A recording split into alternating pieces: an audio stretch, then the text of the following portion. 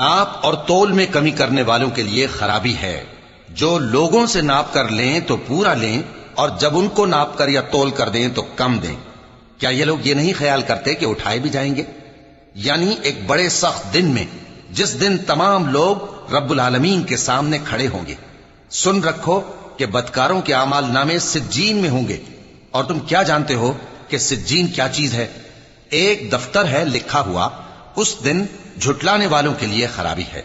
यानी जो इंसाफ के दिन को झुटलाती हैं, और उसको झुटलाता वही है जो हद से निकल जाने वाला गुनाहगार है। जब उसको हमारी आयतें सुनाई जाती हैं तो कहता है ये तो पहले लोगों के अफसाने हैं। हरगिज नहीं, बात यह है कि ये जो आमाले बद करते हैं उनका इनके दिलों पर जंग बैठ गया है। बेशक ये लोग उस रोज अपने परवरदिगार के दीदार से ओट में होंगे, फिर ये लोग यकीनन दोज़ख में जा दाखिल होंगे।